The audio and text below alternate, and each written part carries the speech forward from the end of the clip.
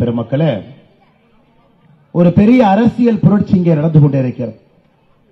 பத்திரிகையிலே பார்க்கின்றோம், சமூக வலைதளத்தில் பார்க்கிறோம், நேரடியாக பார்க்கின்றோம். சென்னையிலே திமுகவின் கோட்டை இங்கே உடைக்கப்பட்டுக் கொண்டிருக்கிறது, மத்திய சென்னையில்.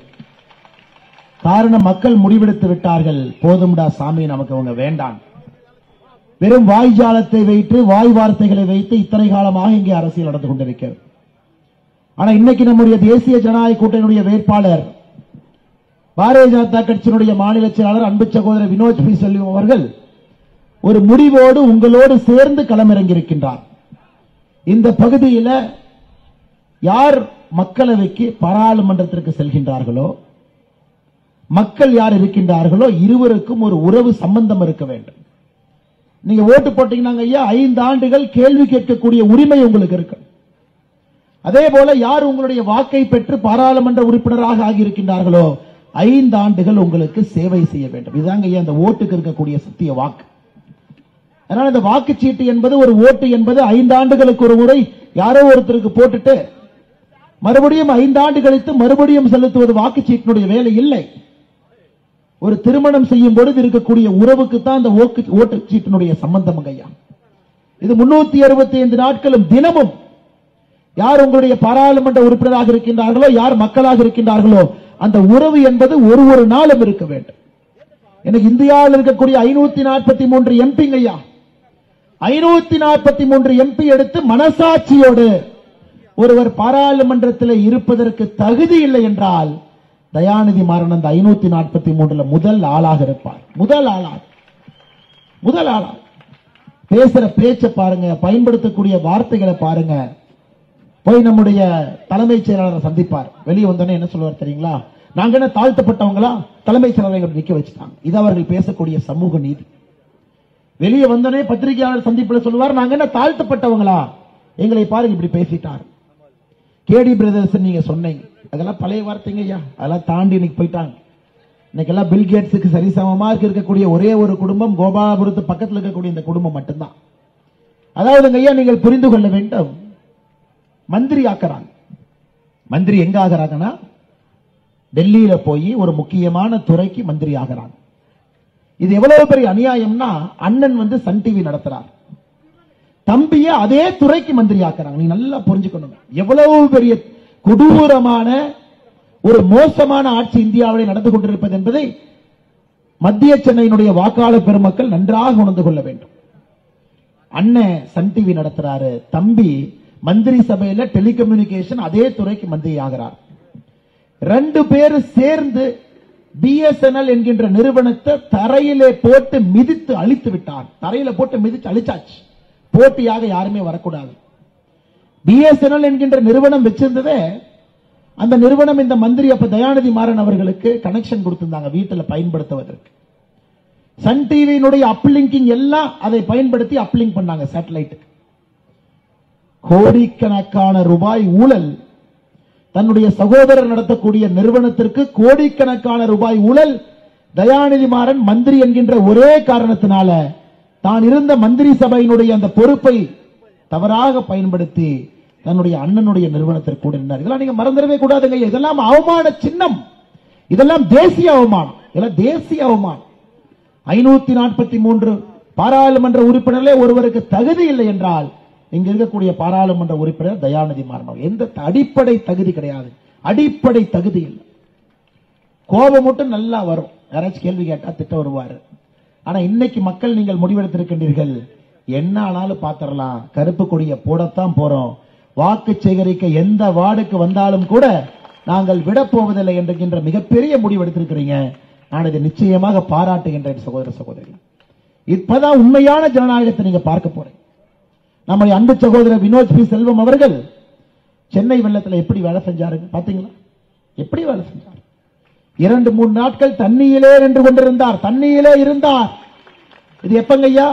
பதவி இல்லாதப்ப ஒரு சாதாரண மனிதராக இருந்த பொழுது அவர் செய்து காட்டிய வேலை. பதவி இல்ல, எம்பிங்கிற பதவி இல்ல, எம்எல்ஏங்கிற பதவி இல்ல, ஒரு சாதாரண மனிதனாக எனக்கு தெரிந்து சென்னையில முதல் ஆளாக இங்கே வந்து வெள்ளத்தோடு வெள்ளமாக மக்கள் சூடாக உணவு சாப்பிட வேண்டும் என்று ஒரு வார்டாக சுற்றித் திரிந்த நம்முடைய வினோத் பி செல்வம் அன்பு சகோதரர் நம்முடைய வேட்பாளராக நின்று கொண்டிருக்கின்றார். இந்த மேடையின் மீது நம்முடைய தேசிய ஜனநாயக கூட்டணியுடைய எல்லா தலைவர்கள் இருக்கிறார், மூத்த தலைவர்கள் எல்லாம் இருக்கின்றார்கள். பாட்டாளிகளாக கடுமையாக வேலை செய்யக்கூடிய டாக்டர் ஐயா அவருடைய கட்சி, அருமை அண்ணன் டாக்டர் அன்புமணி ராமதாஸ் அவருடைய கட்சி, அவருடைய சார்பாக இங்கே வந்திருக்கக்கூடிய தலைவர்கள் மேடையின் மீது அமர்ந்திருக்கின்றார். இந்த மாவட்டத்தினுடைய செயலாளர்கள் அண்ணன் ஏழுமலை அவர்கள், அண்ணன் முத்துராமன் அவர்கள், அண்ணன் ராஜாராம் வர்மா அவர்கள், அண்ணன் சிவகுமார் அவர்கள், அவர்களும் அவர்களுடைய வேட்பாளர் நிற்பது போல களத்தில் இறங்கி வேலை செய்து கொண்டிருக்கின்றார்கள். அவர்களுக்கு முதல் என்னுடைய நெஞ்சார்ந்த நன்றிகளை தெரிவித்துக் கொள்கின்றேன். தமிழ் மாநில காங்கிரஸ் நமக்கு தெரியும், மக்கள் தலைவர் ஐயா ஜி.கே. மூப்பனார் அவர்கள் ஒரு மாற்று அரசியலுக்காக ஆரம்பித்த கட்சி. இன்னைக்கு அவருடைய புதல்வர் அண்ணன் ஜி.கே. வாசன் அவர்கள் அதே போல மாற்று அரசியல் நோக்கி வந்து கொண்டிருக்கின்றார். தேசிய ஜனநாயக கூட்டணியுடைய முக்கியமான ஒரு தலைவர், அவரின் சார்பாக களத்திலே பணி செய்யக்கூடிய இந்த மாவட்டத்தினுடைய செயலாளர்கள் அண்ணன் ரவீந்திரன் அவர்கள், கோவிந்த்சாமி அவர்கள், பாலா அவர்கள் நம்மோடு இருக்கின்றார்கள். அவர்களுக்கும் என்னுடைய நெஞ்சார்ந்த வாழ்த்துக்களை வணக்கங்களை தெரிவித்துக் கொள்கின்றனர். அம்மா மக்கள் முன்னேற்ற கழகத்தினுடைய தலைவர் அண்ணன் டிடிவி தினகரன் அவர்கள் இன்னைக்கு தேனியிலே போட்டி போட்டு ஒரு சரித்திர வெற்றியை பார்க்க இருக்கின்றார். அவருடைய சார்பாக இங்கே வந்திருக்கக்கூடிய மாவட்ட செயலாளர்கள் அண்ணன் சுகுமார் பாபு அவர்கள், ராஜேந்திரன் அவர்கள், ஆனந்தன் அவர்கள், சித்திக் அவர்களுக்கு எங்களுடைய நெஞ்சார்ந்த நன்றிகளை தெரிவித்துக் கொள்கின்றோம். அனைத்து இந்திய அண்ணா திராவிட முன்னேற்ற கழகத்தினுடைய தொண்டர்கள் உரிமை மீட்பு இயக்கத்தினுடைய தலைவராக இருக்கக்கூடிய அண்ணன் முன்னாள் முதலமைச்சர் அன்புக்கினிய அண்ணன் ஓ பன்னீர்செல்வம் அவர்களுடைய அன்புக்கினிய நம்முடைய மாவட்ட செயலர் வந்திருக்கின்றார்கள். அம்பிகாபதி அவர்கள், மகிழன் பவன் அவர்கள், கிருஷ்ணமூர்த்தி அவர்களுடைய தொண்டர்கள், அவர்களுக்கும் நெஞ்சார்ந்த நன்றிகளை தெரிவித்துக் கொள்கின்றனர். தமிழக மக்கள் முன்னேற்ற கழகம் அதனுடைய தலைவர் அண்ணனும் போட்டி போட்டுக் கொண்டிருக்கின்றார்கள் தென்காசி. அவர்களுடைய சார்பாக வந்திருக்கக்கூடிய அண்ணன் செல்வா அவர்கள் தொண்டர்களுக்கு நெஞ்சார்ந்த நன்றிகளை தெரிவித்து, சகோதரர் வினோத் பி செல்வம் அவர்களை தேசிய ஜனநாயக கூட்டணி சார்பாக நிச்சயமாக பாராளுமன்ற உறுப்பினர் ஆக்குவோம் என்று களத்தில் இருக்கக்கூடிய பாரதிய ஜனதா கட்சியினுடைய தொண்டர்கள் தலைவர்கள் இருக்கின்றார். இந்த மாவட்டத்தினுடைய தலைவர் அருமை அண்ணன் தனசேகரன் அவர்கள், இந்த ஒன்றியத்தினுடைய தலைவர் அண்ணன் குமார் அவர்கள், மிக முக்கியமாக மேடையின் மீது அமர்ந்திருக்கக்கூடிய நம்முடைய மாநிலத்தினுடைய பொறுப்பாளர்கள் மாநில செயலாளர் சுமதி வெங்கடேஷ் அவர்கள், அமைப்பு சாரா பிரிவினுடைய மாநில தலைவர் ராதாகிருஷ்ணன் அவர்கள், தமிழ் வளர்ச்சி பிரிவினுடைய மாநில தலைவர் ஆதித்யா அவர்கள், மகளிர் அணியினுடைய மாநில செயலர் நதியா அவர், மத்திய சென்னை கிழக்கு மாவட்டத்தினுடைய ஆற்றல் மிகுந்த தலைவர் கடுமையான ஒரு களப்போராளி அண்ணன் விஜயானந்த் அவர்களும் நம்மோடு மேடையில் இருக்கின்றார்கள். எல்லோருக்கும் இந்த நேரத்தில் வாழ்த்துக்களை வணக்கங்களை தெரிவித்துக் கொள்கின்றேன். சகோதர சகோதரிகளே, தமிழகத்தில் நடக்கக்கூடிய அரசியல் பிரச்சாரத்தை பார்த்துக் கொண்டிருக்கின்றோம். திமுக கட்சி பார்த்தீங்கன்னா இந்த 1960 பழைய டேப் ரெக்கார்டர் மாதிரி பிரச்சாரம் பண்ணிட்டு இருக்கிறாங்க. ஹிந்தி, தமிழ், வடக்கு, தெற்கு. இன்னைக்கு வட மாநிலத்துக்கு போனா அங்க இருக்கக்கூடிய அன்பு சகோதரரை திட்டுறாங்க. மோடி ஐயா போய் தமிழ்நாட்டிலே உட்கார வச்சுக்கிட்டீங்க, இந்த பக்கம் விடவே மாட்டீங்களா? அவர் உலகத்தில் எங்க போனாலும் தமிழ் மொழியை பத்தி தான் பேசுறார், இதனுடைய பெருமையை மட்டும் தான் பேசுகின்றார். இன்னைக்கு மோடி ஐயா 5 மணிக்கு நம்முடைய பூத்து தலைவர்களோடு பேசினாங்க, தொலைபேசி மூலமாக. தமிழகத்தில் இருக்கக்கூடிய பூத்து தலைவர், இந்தியாவில் எந்த பூத்து தலைவர்களும் இந்த பாராளுமன்ற தேர்தல் இதுவரை பேசவில்லை. தமிழகத்தில் இருக்கக்கூடிய பாரதிய ஜனதா கட்சியுடைய பூத்து தலைவர்கள் நேரடியாக தொலைபேசியில் 5 மணிக்கு. அதுல மோடி சொல்றாங்க தமிழ் மொழியை பேசவில்லை என்கின்ற வருத்தம் எனக்கு மிகப்பெரிய வருத்தமாக இருக்கிறது. இவர்கள் சொல்லுகின்றார்கள் மோடி அவர்கள் தமிழ்நாட்டிற்கும் தமிழ் மக்களுக்கும் எதிரிங்கிறார். உண்மையாலுமே ஒரு எதிரி தமிழ்நாட்டில் தமிழினத்துக்கு எதிராக இருக்கின்றார்கள் என்றால் அண்ணன் ஸ்டாலின் அவர்களும் திராவிட முன்னேற்ற கழகம் மட்டும்தான். அவர்கள் தான் உண்மையான எதிரி. தமிழ்நாட்டினுடைய வளர்ச்சியை குழி தோண்டி புதைச்சாச்சு.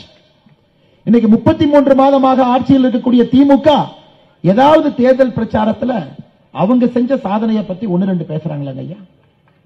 அவர்கள் 33 மாசம் நான் செஞ்சேன் அப்படின்னு 1, 2, 3, 4, 5 பேசுறாங்களா? இல்லை. 1960 பழைய டேப் ரெக்கார்டர் அப்படியே கேட்டுட்டு அண்ணன் ஸ்டாலின் அண்ணன் மேடைக்கு இருந்து மைக் எடுத்து வடக்கு தேய்கிறது, தெற்கு இது வாழுகிறது, அது இது ஹிந்தியை திணிக்கிறாங்க.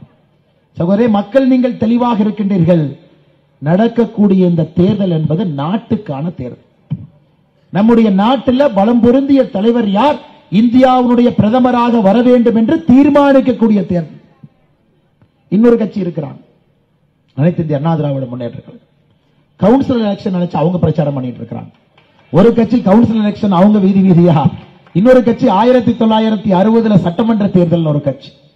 சகோதர சகோதரிகளே, இன்னைக்கு களத்தில் இருக்கக்கூடிய ஒரே ஒரு கட்சி பாரதிய ஜனதா கட்சி, தேசிய ஜனநாயக கூட்டணி, நம்முடைய அன்புக்குரிய கூட்டணி கட்சியினுடைய எல்லா தலைவர்கள் தொண்டர்கள் தான் களத்தில் இருக்கிறார். இது எப்படின்னா, நம்ம ஸ்டாலின் ஐயா போய் ஒரு கோட் சூட் எல்லாம் போட்டுக்கிட்டு I can walk English, I can talk English மாதிரி பிரச்சாரம் பண்றாரு. ஆனா கேட்கறவங்களுக்கு இங்கிலீஷ் புரிஞ்சா தானே பிரச்சாரத்தில் என்ன பேசுறாங்கன்னு தெரியும். ஐயா, இன்னைக்கு 2024 தேர்தல் முற்றிலும் மாறுபட்ட தேர்தல். இந்தியாவிலே முதன்முறையாக தேர்தலிலே ஓட்டு போடுவதற்கு முன்பாகவே யார் பிரதமர் என்று தீர்மானிக்கப்பட்டு நடக்கக்கூடிய தேர்தல். இதெல்லாம் புரிஞ்சுக்கணும்.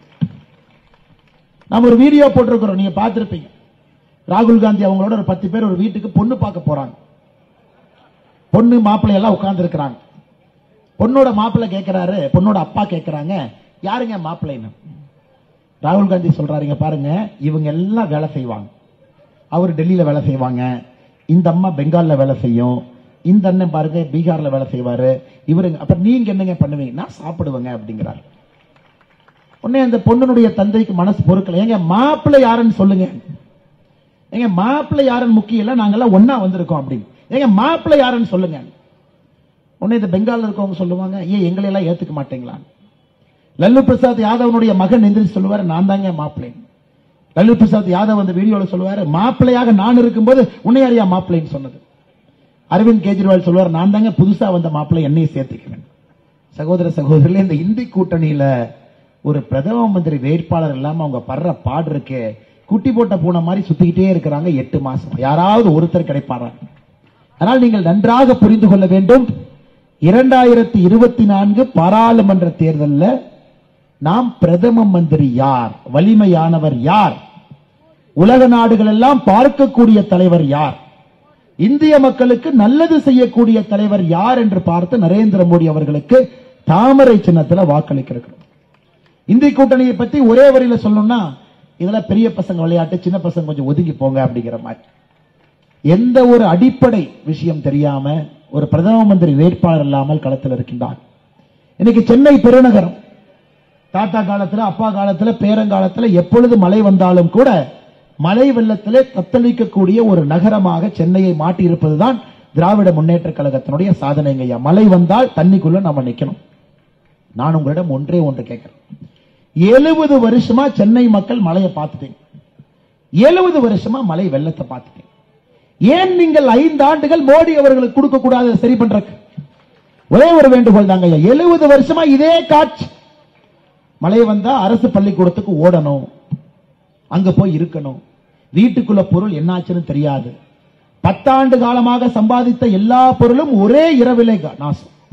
அப்ப சென்னை பொறுத்தவரைக்கும் எப்படிங்க? கஷ்டப்பட்டு பாட்டாளிகளாக இருக்கக்கூடிய ஏழை மக்கள் கஷ்டப்பட்டு சம்பாதிப்பீங்க, ஒரு மழை வெள்ளத்துல மறுபடியும் ஏழை ஆயிருவீங்க, மறுபடியும் 10 ஆண்டு சம்பாதிப்பீங்க, மறுபடியும் ஏழை ஆயிரு. இதாங்க சென்னையிலே நடக்கக்கூடிய காட்சி. நான் உங்களிடம் வைக்கக்கூடிய அன்பான வேண்டுகோள், 5 ஆண்டுகள் சகோதரர் வினோத் பி செல்வம் அவர்களே சென்னை மத்திய பாராளுமன்றத்தினுடைய பாராளுமன்ற உறுப்பினரை தேர்ந்தெடுத்து காட்டுங்க. தலைகீழாக சென்னையை மாற்றி காட்டுகின்றோம். தலைகீழாக சிங்கார சென்னை என்று சொல்லி சிங்கிங் சென்னையாக மாற்றி வைத்திருக்கிறாங்க. சிங்கிங் சென்னை. நான் திமுக தேர்தல் வாக்குறுதி வந்தோடனே ஃபர்ஸ்ட் படிச்சு பார்த்தேன், சென்னை மக்களுக்கு போட்டு சொல்லியிருக்காங்களான்னு வாங்கி பார்த்தேன். திமுகவுடைய தேர்தல் வாக்குறுதி வந்தவுடன் அந்த தேர்தல் வாக்குறுதியை தொடர்ந்து முதல்ல படிச்ச, என்னையா சென்னை மக்களுக்கு போட்ட காணான். இந்த தேர்தல் வாக்குறுதியிலே நிச்சயமாக திராவிட முன்னேற்ற கழகம் சென்னை மக்களுக்கு ஒரு போட்டை அறிவிப்பாங்கன்னு நினைப்பேன். படகு ஐயா, திமுகவுடைய தேர்தல் அறிக்கையை பத்தி ஒருத்தர் கேட்டானே, இந்த தேர்தல் அறிக்கையை பத்தி சொல்லுங்க அப்படின்னு. தைரியம் அப்படின்னாங்க. என்னென்ன தைரியங்கிறீங்க தேர்தல் அறிக்கையை பார்த்து? ஏங்க தைரியமா பொய் சொல்றதுக்கு ஒரு தைரியம் வேணும். 2021 திமுகவுடைய தேர்தல் அறிக்கை, சகோதரிகள் இங்க இருக்கிறீங்க, நாங்கள் ஆட்சிக்கு வந்தால் எல்லா பெண்களுக்கும் 1000 ரூபாய் உரிமை தொகை, ஆனா கொடுத்திருப்பது வெறும் 30% நம்முடைய சகோதரிகள் தாய்மார்களுக்கு மட்டும். நாங்கள் ஆட்சிக்கு வந்தா ஒரு எல்பிஜி சிலிண்டருக்கு மானியம் 100 ரூபாய் காணா 33 மாதம். நாங்கள் ஆட்சிக்கு வந்தா பெட்ரோல் டீசல் விலை 5 ரூபாய் 4 ரூபாய் குறைப்போம். இன்னைக்கு எப்படி நாங்க ஐயா அப்படியே அதே எடுத்து, கனிமொழி அக்கா தானே தலைவருங்க, அப்படி எடுத்து கம்ப்யூட்டர் ஆபரேட்டர் சொன்னாங்க, நான் அப்படியே வெளியே போற மாதிரி போயிட்டு வருவேன், மக்கள்கிட்ட மனு வாங்குற மாதிரி வருங்க. நீ தேர்தல் அறிக்கை என்ன பண்றப்பா, இந்த 2021 தேர்தல் எடுக்க இந்த பெட்ரோல் 5 ரூபாய் 4 ரூபான்னு இருந்துச்சுல்ல, அதை அடிச்சுட்டு 65 ரூபாய் 75 ரூபான்னு போட்டு, இந்த சிலிண்டர் மானியம் 100 ரூபான்னு இருந்துச்சுல்ல, அதை அழிச்சிட்டு 500 போட்டு, இந்த கம்ப்யூட்டர் ஆபரேட்டர் அறிவாலயத்தில் அக்கா இந்த 2021 தேர்தல் அறிக்கை 1980 தேர்தல் அறிக்கைக்கா, அதுல இருந்து மாத்தி மாத்தி 2021 வச்சு, அப்படி தாங்க ஐயா திமுகவுடைய தேர்தல் அறிக்கை.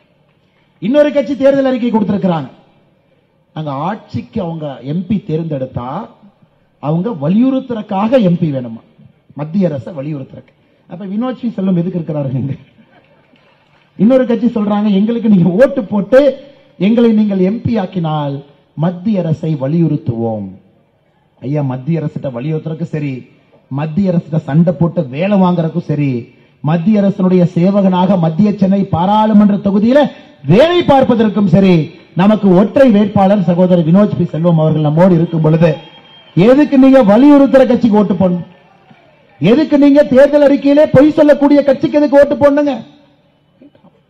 ஐயா, 65 ரூபாய் 75 ரூபாய்க்கு பெட்ரோல் இவங்க கொடுக்கறேன்னு சொன்னாங்கன்னா நீங்க தயாநிதி மாறன் அவங்க சொல்லணும், அண்ணே மாநில அரசு கொடுக்காட்டி பரவாயில்ல, மத்திய சென்னைக்கு மட்டும் நீங்க தான் அவ்வளவு பணம் வச்சிருக்கீங்களே, மத்திய சென்னையில் இருக்கக்கூடிய எல்லா பெட்ரோல் பம்ப்ல நாளையில இருந்து 5 ரூபாய் 4 ரூபாய் குறைக்கிறோம் சொன்னா கூட போதும், சகோதரர் வினோத் செல்வம் இந்த எலெக்ஷன்ல இருந்து வித்ட்ராவே பண்ணிக்குவார்.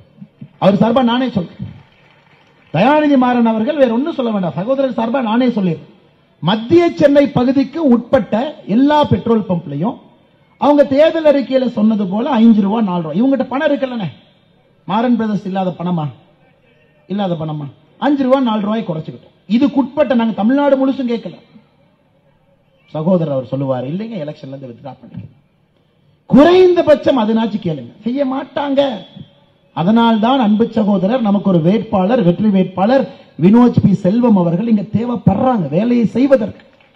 இன்னைக்கு பாருங்க, அக்குமாருக்கு திருநெல்வேலிக்காரர், அக்குமாருக்கு ராதாபுரத்துக்காரர், திருநெல்வேலிக்காரங்க எப்படி சூடா இருப்பாங்களோ அதே போல வினோத் செல்வம் எப்படி சென்னையில வேறு வேறு பகுதியிலிருந்து வந்து சென்னையில குறிப்பாக வட தமிழ்நாட்டிலிருந்து சகோதரர்கள் இங்கே வந்து சென்னையை வலிமைப்படுத்தியிருக்கிறார். அதுபோல் திருநெல்வேலியில் இருந்து வந்த வினோத் செல்வத்தை பார்த்து எந்த ஊருக்காரன் தயாநிதி மாறன் அவங்க கேட்கிறாங்க. நான் கேட்கிறேன், நீங்க முதல்ல எந்த ஊருக்காரங்க நீங்க சொல்லுங்க. நீங்க முதல்ல சகோதரர் அவரை பார்த்து, அக்குமார் திருநெல்வேலிக்காரர் ராதாபுரத்துக்காரரை பார்த்து கேள்வி ஏற்பட்டு முன்பு நான் உங்களை கேட்கிறேன், நீங்க எந்த ஊருக்காரன்? தயவு செஞ்சு இந்த விஷப்பரிச்சுக்கு எங்களை இழுக்காது, அப்புறம் வேற மாதிரி ஆயிரும். நீங்க எங்கிருந்து வந்தீங்கன்னு சொல்ல வேண்டிய ஆயிரும். அதெல்லாம் வேண்டாம். இங்க எல்லா மக்களும் ஜாதி மதத்தை தாண்டி, மாநிலத்தை தாண்டி, மொழியை தாண்டி சென்னை மக்கள் என்று வாழும் பொழுது எதற்கு பிரிவினை அரசியல் செய்வதற்காக தயாநிதி மாறன் அவர்கள் கிளம்பி இங்கே சுற்றி கொண்டிருக்கின்றார். ஆனால் சகோதர சகோதரர்களே, இவருடைய வெற்றி என்பதை நீங்க உறுதிப்படுத்திட்டீங்க. இன்னைக்கு நாம் கேட்பது இமாலய வெற்றியை நீங்க கொடுக்கணும். அது ஒரு மெசேஜ் ஐயா. இது போன்ற குடும்பங்கள் அரசியல இருக்கவே கூடாது. இது போன்ற கட்சியில இதற்கு முன்னாடி என்னங்க ஐயா, ஹிந்தி மக்களை பற்றி தவறா பேசுவாங்க. இங்க நிறைய நம்முடைய அன்பு சொந்தங்கள், வட மாநிலத்தை சார்ந்த அன்பு சொந்தங்கள் இங்க இருக்கிறாங்க. ஹிந்தி மக்களை பற்றி, ஹிந்தி பேசக்கூடிய மாற்று மொழி பேசக்கூடிய மக்களை பற்றி ஐயா தெரியும். இன்னைக்கு சென்னை எடுத்துக்கங்க, தெலுங்கு மொழி பேசக்கூடிய அன்பு சகோதரர்கள் எத்தனை பேர் இருக்கிறாங்க? நான் தெரியாம கேட்கிறேங்க, தெலுங்கு மொழி பேசுறவங்க இருந்தா கொஞ்சம் கை தூக்குங்க பார்க்கலாங்க ஐயா.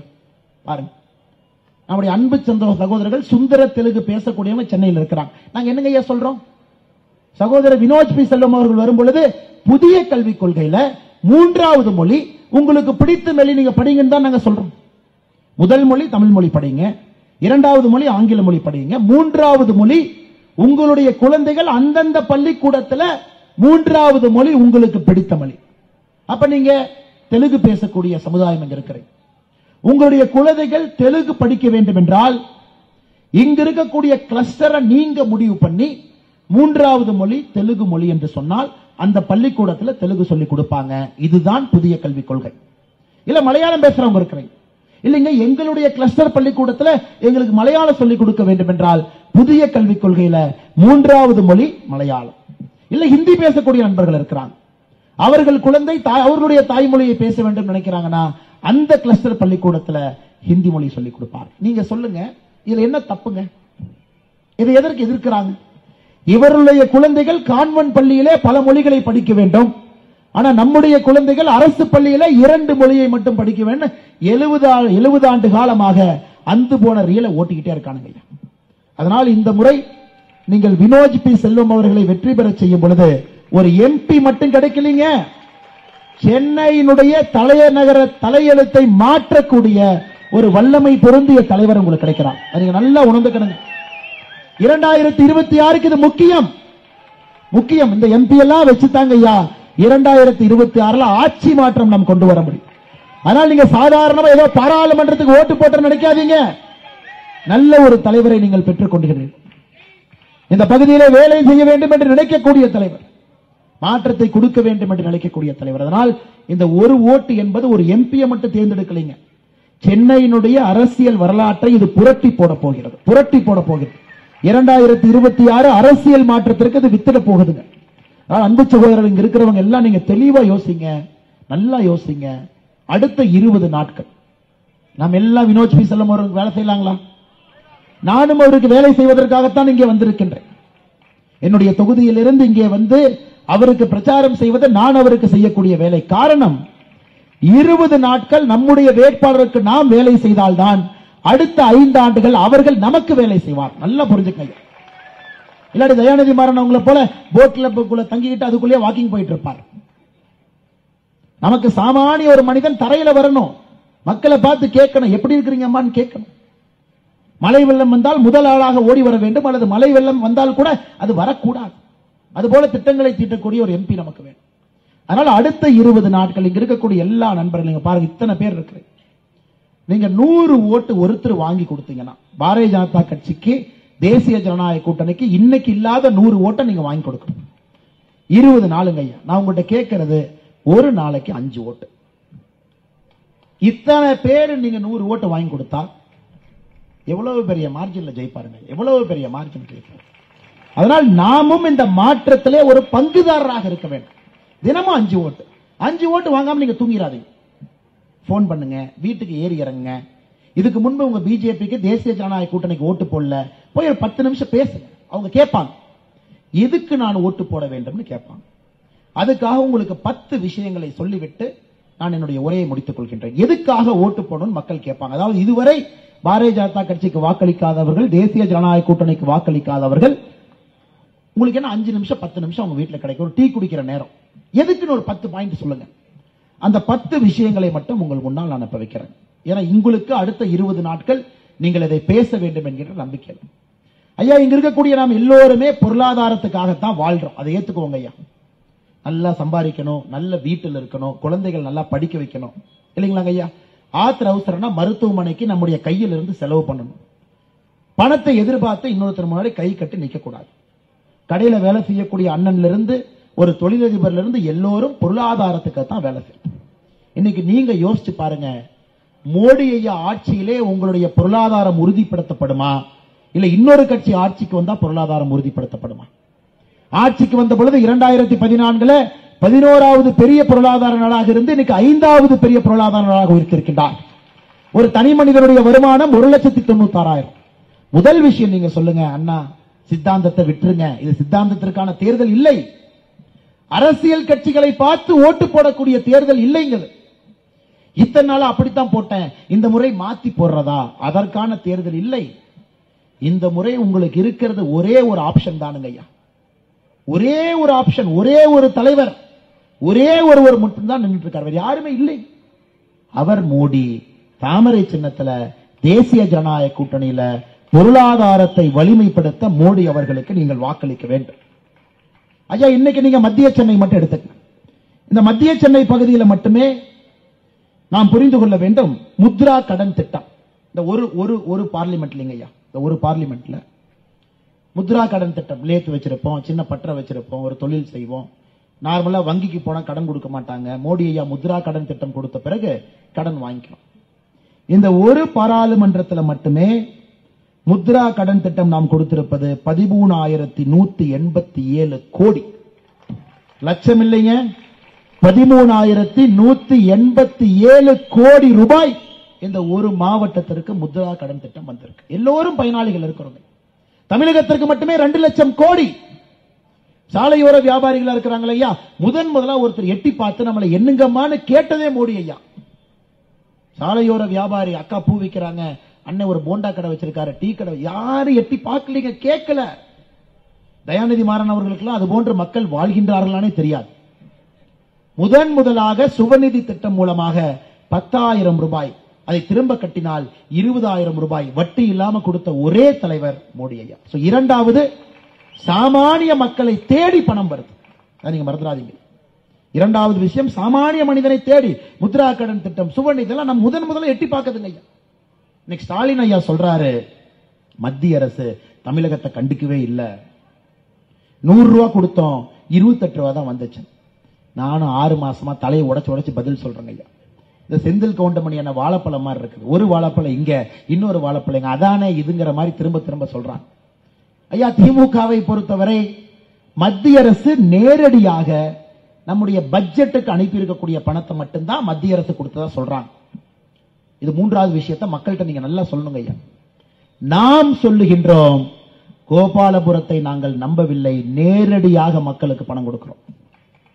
45 லட்சம் விவசாயிகளுக்கு தமிழகத்தில் வருடத்திற்கு 6000 ரூபாய் கொடுத்திருக்கிறோம். 1 லட்சம் 2 லட்சம் இல்லைங்க, 45 லட்சம். இதுவரை விவசாய பெருமக்கள் 15 தவணையில 2000 வாங்கியிருக்கிறாங்க. 30,000 ரூபாய் வங்கி கணக்குக்கு 45 லட்சம். அத மாநில அரசு சொல்றாங்க, அதை கணக்கில் எடுக்க மாட்டோம், நேரடியா எங்களுக்கு வந்து நாங்க கொடுத்தா தான் கணக்கு, அந்த 28 ரூபாய் கணக்கில் அது இல்லை. என்னங்க ஐயா, எல்லாமே சிலிண்டர் வச்சிருக்கிறீங்க தாய்மார்கள் எல்லாம். மோடி ஐயா சிலிண்டர் இருந்தா 400 ரூபாய் மானியம், மோடி ஐயா சிலிண்டர் இல்லைன்னா 300 ரூபாய் மானியம். கோடிக்கணக்கான மக்களுக்கு வங்கி கணக்குக்கு வருது. ஸ்டாலின் ஐயா சொல்றாரு, இந்த சூரியன் பாத்தீங்கன்னா ஒரு பரோட்டா கடையில பரோட்டா சாப்பிடுவாங்க. டே முதல்ல இருந்து எண்ணும் பாரு, எனது 45 பரோட்டா சாப்பிட்டதுக்கு அப்புறம் முதல்ல இருந்து என்றதான். அந்த மாதிரி நேரடியா கோபாலபுரத்துக்கு வந்தால் மட்டும்தான் கணக்கு, மானிய நேரடியா கொடுத்தா கணக்கு இல்லை. சகோதர சகோதரர், நாம் புரிந்து கொள்ள வேண்டும். மோடி ஐயா திட்டத்தில் வீடு 2,63,000 ரூபாய் மானியம். இதையெல்லாம் கூட்டி பாருங்க, அவங்களுக்கு தான் கூட்ட வராது, நாம கூட்டி பார்ப்போம். கொடுத்ததை விட அதிகமாக மோடி ஐயா தமிழகத்திற்கு திருப்பி கொடுத்திருக்கின்றார்கள். சகோதர சகோதரி, இவர்கள் சொல்வது பொய் கணக்கு. மோடி ஐயா நேரடியா தமிழ்நாடு அரசு கொடுத்தா தான், எங்களுக்கு தமிழ்நாடு அரசின் மீது நம்பிக்கை இல்லை, உங்கள் வங்கி கணக்கின் மீது நம்பிக்கை இருக்கு. நேரடியாக வங்கி கணக்குக்கு பணத்தை அனுப்புறோம். எவ்வளவு தேவையோ அனுப்புறோங்க ஐயா. ஐயா ஒண்ணுமே இல்ல, சென்னையில் 6000 ரூபாய் கொடுத்தாங்களங்க ஐயா, நமக்கு வரல, கொடுத்ததா போட்டோ போட்டாங்க. சரி, அட்லீஸ்ட் வந்தவங்க யாராச்சும் 1-2 பேர் இருப்பாங்க, அவங்களுக்காக சொல்லிடுறேன். ஐயா, அந்த 6000 ரூபாய் கொடுத்ததுல 5400 ரூபாய் நம்மளுது, கவர் மட்டும்தான் ஸ்டாலின் ஐயா. திமுக வந்தாங்கன்னா மேடை போட்டு இல்லை என்று சொல்லுங்க, இல்லைன்னு சொல்லுங்க. ரேஷன் கடையில் வர அரிசி நம்மளுது, மஞ்சப்பை மட்டும்தான் அவங்களுக்கு. இப்படித்தாங்க ஐயா 70 ஆண்டு காலமாக தமிழக மக்களை ஏமாற்றி ஏமாற்றி அரசியல் செய்து கொண்டிருக்கின்றார். ஆனா மோடி ஐயா எந்த மேடைக்கு வந்து நான் 5400 கொடுத்த வந்துச்சுங்களா, 5400 கொடுத்து வந்துச்சுங்களான்னு மோடியை கேட்க மாட்டாங்க. அது போன்ற பரம்பரையை சார்ந்தவர்கள் பாரதிய ஜனதா கட்சியினுடைய சொந்தங்கள் அல்ல. உங்கள் உரிமை, உங்கள் பணம் உங்களுக்கு வந்திருக்கிறது. அது எதுக்கு நாம சொல்ல. நேற்று பாருங்க, துரைமுருகனுடைய பையன் கதிரானந்த் வேலூர்ல எம்பி நிற்கிறார். சகோதரிகள், நான் சொல்லும் போது என்னை மன்னிக்கணும், அவர் சொன்னது அப்படியே சொல்றேன். இப்பெல்லாம் நம்முடைய தாய்மார்களும் சகோதரிகளும் மினுக்கு மினுக்குன்னு இருக்காங்களாமா. கதிரானந்த் சொல்றாரு, ஏன் மினுக்கு மினுக்குன்னு இருக்கிறாங்கன்னா, இந்த 1000 ரூபாய் பணம் வந்து செல்லுங்க, அதை வச்சு ஃபேர் அண்ட் லவ்லி வாங்கி போட்டுக்கிறாங்களாமா. இவங்க எல்லாம் விடலாம் நீங்க நினைக்கிறீங்களா? எல்லாம் செருப்பு தயாரா வச்சுக்கணும், நிறைய உள்ள வருவாங்க, வரிசையாக வாக்கு கேட்பதற்கு வந்து கொண்டே இருப்பார்கள். இவன் எடுபடாத பையன் கொடுக்கிற 1000 ரூபாயில நாம ஃபேர் அண்ட் லவ்லியும் பாயிண்ட்ஸ் பவுடரும் போட்டு மினுக்கு மினுக்குன்னு இருக்கணுமா? இவங்கள விடக்கூடாதுங்கம்மா, விடக்கூடாது. உங்க தன்மானத்தை சீண்டி பார்த்து கொண்டிருக்கிறார். ஒரு பஸ் ஒண்ணு போவுங்க, அந்த லிப்ஸ்டிக் போட்ட மாதிரி ஒரு பஸ் போகும், ரோஸ் கலர்ல. யாரும் ஏறது இல்ல. தமிழ்நாடு அரசு பேருந்துனாவே திமுக வந்தது பிறகு படிய காணா, உள்ள போனா மேல இருந்து ஒழுகுது, யாரும் ஏறது. தப்பி தவறி ஏறிட்டீங்கன்னா பொன்முடி அண்ணன் வந்து ஓசின்றுவார். பொன்முடி அண்ணன் வந்து ஓசி தானே. இதை நீங்க சொல்லணும். நம் தன்மானத்தை சீண்டி பார்த்து கொண்டிருக்கின்றார். பிரதம மந்திரி ஒரு பெண்ணை தன்னுடைய காலிலே விழுவதற்கு அனுமதிக்க மாட்டார். அவர் கொடுக்கக்கூடிய மரியாதை. யாராச்சும் தப்பி தவறி ஒரு பெண்கள் காலில் விழுந்துட்டா சுத்தி இருக்கக்கூடிய எங்களை பார்த்து அப்படியே தீ மாறி முறைப்பார். மனிதன் எப்படி ஒரு மனிதனை மதிக்க வேண்டும் என்று தெரிந்த மனிதன் ஒரு பக்கம், இன்னொரு பக்கம் ஃபேர் அண்ட் லவ்லி, மினுக்கு மினுக்கு 1000 ரூபாய், பஸ்ல ஏறினா ஓசி. இதை நீங்க 4வது விஷயமா சொல்லணும். தன்மானத்தை சீண்டி பார்த்தவனுக்கு எதுக்குங்க ஓட்டு? தன்மானத்தை சுரண்டி பார்த்தவனுக்கு எதுக்குங்க ஓட்டு? சென்னை மக்கள் நீங்க தயாரா இருக்கணும். எந்த காரணத்திற்கும் திராவிட முன்னேற்ற கழகத்துக்கு ஓட்டு போடக்கூடாது. அடுத்து பாருங்க, சமூக நீதி சமநீதினு வாய்கிலிய பேசுவான். சரி, தயாநிதி மாறனுக்கு எதற்காக மந்திரி சபை கொடுத்தீங்க கருணாநிதி ஐயா? கருணாநிதி ஐயா சொல்றாரு, இல்லைங்க தயாநிதி மாறன் கொஞ்சம் ஹிந்தி பேசுவார், அதனாலதான் டெல்லிக்கு அனுப்பிச்சு விட்டேன். ஆனா நாம ஹிந்தி படிக்கக்கூடாது, தயாநிதி மாறன் ஹிந்தி பேசுறதுக்காக அமைச்சர். ஐயா, இன்னைக்கு சமநீதி சமூக நீதி உயிர் மூச்சாக வாழக்கூடியது பாரதிய ஜனதா கட்சி. நம்முடைய மந்திரி சபையில 76 அமைச்சர்கள் இருக்கின்றார்கள். 11 அமைச்சர்கள் பெண்கள், தாய்மார்கள் 11 பேர். 12 அமைச்சர்கள் பட்டியலின சகோதர சகோதரிகள். 27 அமைச்சர்கள் பிற்படுத்தப்பட்ட வகுப்பிலிருந்து வந்திருக்கக்கூடிய சகோதர சகோதரி. மறுபடியும் சொல்ற, நல்லா கேளுங்கம்மா. 11 அமைச்சர்கள் தாய்மார்கள் சகோதரிகள் 11 பேர். 12 அமைச்சர்கள் பட்டியலின சகோதர சகோதரிகள். 27 அமைச்சர்கள் பிசி ஓபிசி சொல்றோம், பிற்படுத்தப்பட்ட வகுப்பை சார்ந்த நம்முடைய சகோதர சகோதரி. திமுகவினுடைய அமைச்சரவையை பாருங்க, பெண் அமைச்சர்கள் 2 பேரு, பட்டியலின சகோதர சகோதரிகள் 2 பேரு. நான் அடிக்கடி பயன்படுத்துற வார்த்தை அரசியல் கோட்டான்னு பயன்படுத்துறேன். கனிமொழி அக்கா கோயம்புத்தூர்ல என்னை திட்டிட்டு வீதி வீதியா சுத்திட்டு இருக்கிறாங்க. அண்ணாமலை கோட்டாக்கு எதிரானவன். ஆமாம், அண்ணாமலை கோட்டாக்கு எதிரானவன் தான், அரசியல் கோட்டாவுக்கு எதிரானவன். அரசியல் கோட்டால யாரெல்லாம் வர்றாங்களோ எதிரானவன் தான். நீங்களா வந்ததையா நாட்டை இப்படி பண்ணி வச்சிருக்கிறேன். அரசியல் கோட்டாவுக்கு எதிரானவன் தான். இதை நீங்க மக்கள்கிட்ட சொல்லணும். 5வது விஷயமா, நாம சமநீதி சமூக நீதி திராவிட முன்னேற்றம். நம்ம குழந்தைகள் நாளைக்கு அமைச்சராக வேண்டும் என்பதற்காக நாங்க நினைக்கிறோங்க. நாளைக்கு உங்களுடைய குழந்தைகள் இந்த நாட்டை ஆள வேண்டும் என்பதற்காக நினைக்கிறோம். திராவிட முன்னேற்ற கழகத்தினுடைய கோபாலபுரத்து குழந்தைகள் ஆள வேண்டும் என்பதற்காக நீங்க யாரும் அரசியல் கட்சி நடத்தவில்லை சகோதர சகோதரிகள். அடுத்து நீங்க பாருங்க, கறவை மாடு ஆடு நிறைய பேர் வச்சிருக்கிறாங்க. மத்திய சென்னையில நிறைய பேர் வச்சிருக்காங்க. கறவை மாடு ஆடு வழங்குவதற்காக கோகுல் திட்டத்தில் தமிழ்நாட்டில் 160 கோடி ரூபாய்க்கு ஆடு கறவை மாடு வாங்கி கொடுக்கிறோம். இன்னைக்கு திராவிட முன்னேற்ற கழகத்தினுடைய தேர்தல் அறிக்கையில படிங்க, நாங்கள் ஆட்சிக்கு வந்தால் ஆவின் பால் விலையை 1 லிட்டருக்கு 3 ரூபாய் குறைப்போம். நாங்க கடைசியில் ஆரஞ்சு பாக்கெட் விலையை 46 இருந்து 60 ரூபாய்க்கு ஏற்றி விட்டாங்க. அம்மா, இது எவ்வளவு பெரிய விஞ்ஞான ஊழல்னா, பாலில் இருக்கக்கூடிய கொழுப்பை குறைத்திருக்கின்றார்கள். கொழுப்பை நாங்க பால் பாக்கெட்டை வாங்கி டெஸ்ட் பண்ணோம். பால் பாக்கெட்டை வாங்கி டெஸ்ட் பண்ணிட்டு ரிப்போர்ட் போட்டோம். எங்கம்மா, ஆவின்ல போய் நம்ம பால் வாங்க. ஒரு தாய்மார், சென்னையில் எல்லாருமே ஆவின்ல தான் வாங்குறோம். எல்லாருனாலையும் ஒரு ஆடு மாடு வச்சுக்க முடியாது. நகரப்புறத்தில் இருக்கிறோம். அது போய் எங்க போய் மேயும், புல்லு எங்க இருந்து போட முடியுங்க? நான் கிராமத்தில் இருக்கிறேன், நான் புல்லு மேய்க்கிறதுக்கு ஆடு மாடு வச்சிருக்கலாம். உங்களால முடியாது. நீங்க நம்பி ஆவின்ல போய் பால் பாக்கெட்டை வாங்குறீங்க. இவன் எவ்வளவு பெரிய விஞ்ஞான ஊழல் பண்றான்னா, அந்த பாலில கொழுப்பு சத்தை குறைத்து விற்கிறான். நீங்க ஒருத்தர் வாங்கி பால் வாங்கினோடனே என்னை போய் ஒரு டெஸ்டிங் லேப்ல கொடுத்து டெஸ்டா பண்ண முடியுங்க? இதை நாங்கள் வெளியிட்ட பிறகு தம்மா தும்மான்னு குதிச்சானு. தம்மா தும்மான்.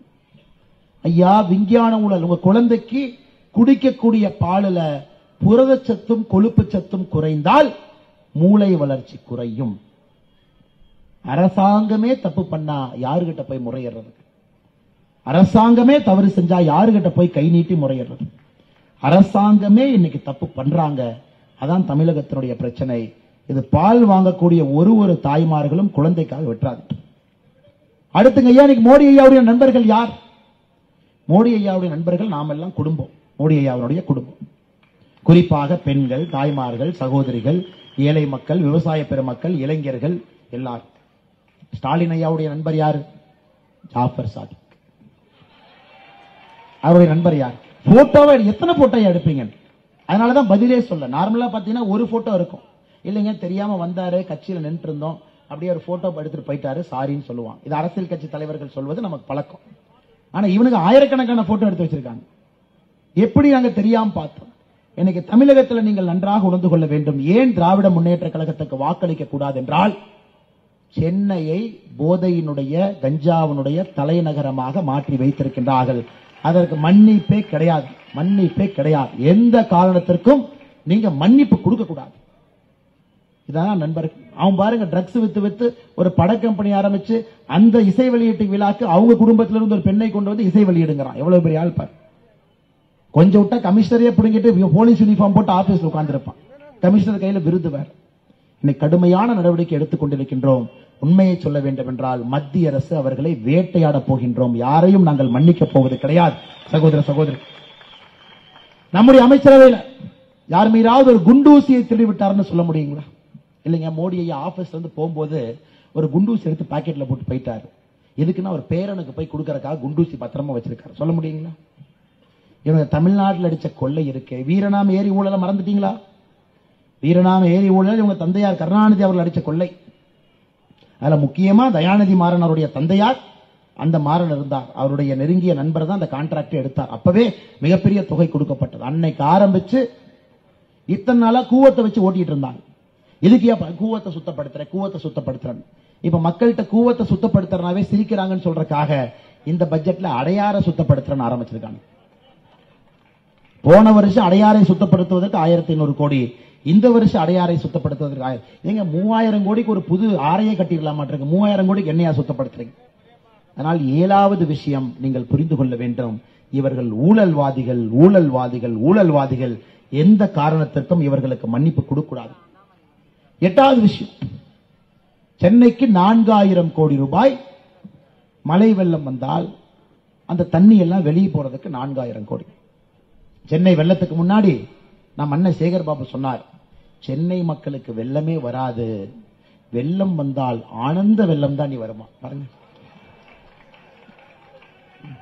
தயவு செஞ்சு ஒரு பன்னீர் சோடா வாங்கி அவருக்கு அனுப்புறேன், வாய் நல்லா கொப்பளிச்சுக்கணும். சென்னை மக்களுக்கு வெள்ளமே வராதாமா, கண்ணீரே வராதாமா, வந்தால் ஆனந்த கண்ணீரும் ஆனந்த வெள்ளம் வரும். எப்ப சொன்னாரோ மழையில தாங்க இருந்தோம் 10 நாள் உள்ளதா.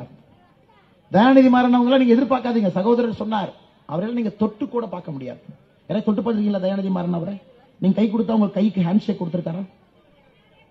கிளவுஸ போட்டுக்கிட்டு தான் வருவாங்க. கொரோனால எப்படிங்க வெளியே வருவாங்க? அவர்கள்லாம் மனிதர்களை மனிதர்களாகவே பார்ப்பது கிடையாது. நம்மள ஜந்துக்கள், அவர்களுக்கு நம்மள ஜந்துக்கள், சாதாரண மனிதர்கள், மிடில் கிளாஸ் குடும்பம், நாம ஜந்துக்கள். அவர்களுக்கு தொடுவாங்கல்ல நினைச்சே பாத்துறாரு. இன்னைக்கு இவங்க இவ்வளவு பேசுறாங்களே மோடி ஐயாவை பத்தி, நான் சவால் விடுகின்றேன், நீ கும்மிடி பூண்டியை தாண்டி 4 பேர் உனக்கு கை கொடுக்க வந்துட்டு அரசியலை விட்டு நான் வெளியேறுகின்றேன். இவங்க எல்லாம் இந்திய அரசியல், தேசிய அரசியல், அமெரிக்க அரசியல் வாய்க்கிலேயே ஸ்டாலின் ஐயா பேசுறாங்க. எங்கூட வாங்க, கும்மிடி பூண்டியை தாண்டி நிறுத்துற 4 பேர் வந்து உங்களுக்கு கை கொடுக்கணும். இவரெல்லாம் மோடி ஐயாவுடைய கால் நகத்தில் இருக்கக்கூடிய தூசிக்கு கூட சமம் இல்லை. மோடி ஐயாவை பற்றி பேச 9வது விஷயம், ஐயா இன்னைக்கு ஓட்டு போறது உங்களுக்காக இல்லை, உங்கள் தலைமுறைக்காக. உங்க குழந்தைக்கு நீங்க என்ன பண்றீங்க? ஒரு நல்ல ஸ்கூல்ல படிக்கணும், காலங்காலத்தில் 2 மணிக்கு போய் நல்ல ஸ்கூலுக்கு வெளியே கியூல நிக்கிறீங்க. எப்படியாச்சும் ஒரு சீட்டு வாங்கிடணுங்க, பையன் படிக்கணுங்க, பொண்ணு படிக்கணுங்க. சம்பாதிப்பதில் சேமிப்பு பண்ணணுங்க, அந்த பையன் பொண்ணுக்கு நல்லா படிக்க வைக்கணும். ஏங்க ஒரு பையன் பொண்ணு வளரணும்னு இவ்வளவு யோசிக்கிறீங்களே, நல்ல ஓட்டு ஏன் போட மாட்டீங்கன்னு நான் கேட்கிறேன். உங்கள் மகன் நல்லவனாக கெட்டவனாக வருவது ஒரு ஸ்கூல்ல இல்லைங்கம்மா. ஸ்கூல் எல்லாம் 2%. உங்கள் மகன் நல்லவனாக கெட்டவனாக வருவது எந்த நாட்டிலே எந்த பிரதமருக்கு கீழே வாழ்கின்றார்கள் என்பதுதான் தீர்மானிக்கும். ஒரு ஸ்கூலுக்காக போய் 2 மணிக்கு போய் கியூல நிக்கிறோம். நான் உங்களும் வைக்கக்கூடிய 9வது கோரிக்கை, உங்கள் தலைமுறை நன்றாக இருக்க வேண்டும் என்றால் மோடி அவர்களுக்கு நீங்கள் வாக்களிக்க மறந்துருங்க. தலைமுறையை மோடி பாத்துக்குவாருங்க ஐயா, நீங்க எதுவும் கவலைப்படாதீங்க. மோடி பாத்துக்குவார், குடும்பத்தை பாத்துக்குவார், அவர் பாத்துக்குவார். நம்ம என்ன தொழில் செய்தாலும் கூட நம்மளை காப்பாற்றுவார். குழந்தைகள் நல்லா பாத்துக்குவார். நல்லா படிக்கணும், நல்ல வேலை வாய்ப்பை உருவாக்கணும், நல்ல ஒரு பொருளாதார சூழ்நிலை வளரணும். யாருமே வந்து உள்நாட்டுக்குள்ள ஒரு குண்டு கூட வைக்கக்கூடாது, எந்த தீவிரவாதி வந்துடக்கூடாது. எல்லாம் மோடி ஐயா கையில் இருக்கு. 10வதாக என்னுடைய அன்பார்ந்த வேண்டுகோள் நான் உங்கள்கிட்ட சொல்றதுங்க ஐயா, நீங்க எந்த கட்சியாக இருந்தாலும் இந்த முறை மோடி தான் வரப்போறாருன்னு தெரியும். நீங்க யாருக்கு ஓட்டு போட்டாலும் அது வேஸ்ட் ஓட்டுங்க. இது வேஸ்ட் ஓட்டு, வேஸ்ட் ஓட்டு, அது எந்த பிரயோஜனம் இல்லைங்கம்மா. இப்ப வினோத் செல்வம் அவர்கள் ஜெயிச்சாருன்னா 400ல் ஒருத்தர். நம்ம கட்சியை பொறுத்தவரை 76ல் ஒருத்தரா வருவார். இவங்க யாராச்சும் தப்பி தவறி ஜெயிச்சுட்டாங்கன்னா அதுக்கு முன்னிருக்கையில் இருக்கக்கூடிய 40ல் ஒருத்தர். 40 அவங்களுக்கு இந்த ஏர் இந்தியால 12 டிக்கெட் தண்ட செலவு போயிட்டு வர்றதுக்கு. ஆகும்னா அந்த பார்லிமெண்ட்டுக்கு வெளியே இருக்கிற மகாத்மா காந்தி அவங்க சிலைக்கு வெளியே போய் மகாத்மா காந்தி அவர்களை இன்சல்ட் பண்ணி அந்த சிலை கீழே உட்கார்ந்து ஆர்ப்பாட்டம் பண்ணுவாங்க. ஐயா நமக்கு இன்னைக்கு மோடி அவர்கள் வரப்போறாங்கன்னு தெரியும் பொழுது எப்படி மோடி ஐயா கிட்ட வேலை வாங்கணும் நம்ம யோசிக்கணும். ஐயா நான் உங்களுக்கு வேற எதுவுமே கேட்கலைங்க, மோடி ஐயாட்ட வேலை வாங்குங்க. சென்னைக்கு ஒரு 10,000 கோடியை கொண்டு வருவோம், முழுசா சரி பண்ணும், முழுசா சரி பண்ணும், முழுசா சரி பண்ணும். யாருக்கெல்லாம் வீடு இல்லையோ அடுக்குமாடி வீடு கட்டி கொடுப்போம், எல்லாம் வீடு கட்டி கொடுப்போங்க ஐயா. அப்படித்தான் நீங்க யோசிக்கணும். அந்த 400 பேர்ல ஒருவர் உங்களுக்கு வேணுமா, இந்த 40 பேர்ல பயன்படாத ஒருவர் வேணுமாங்கிறதான் 10வதாக நீங்கள் மக்களிடம் சொல்ல வேண்டிய அன்பார்ந்த ஒரு அறிவுரையாக நான் உங்களுக்கு சொல்லி மிகுந்த எழுச்சியாக மத்திய சென்னை பாராளுமன்ற தொகுதியில் இந்த கூட்டம் நடந்து கொண்டிருக்கிறது. பத்திரிகை நண்பர்கள் வந்திருக்கின்றீர்கள். அடுத்த 20 நாட்கள் கடுமையாக நம்முடைய சகோதரருக்காக உழைப்போம். அதன் பிறகு உரிமையாக கேட்போம். எங்களுக்காக வேலை செய்யுங்கள் என்று சகோதரர் வினோத் பி செல்வம் அவரை உரிமையாக கேட்பதற்கு நீங்கள் 20 நாட்கள் கடுமையாக களப்பணி ஆற்ற வேண்டும் சொல்லி மேடையில் இருக்கக்கூடிய எல்லா தலைவர்களுக்கும் நன்றி தெரிவித்து உரையை முடித்துக் கொள்கின்றேன். நன்றி, வணக்கம். பாரத் மாதா கி நன்றி. உரை வழக்கறிஞர் முரளிகிருஷ்ணன் அவர்கள்.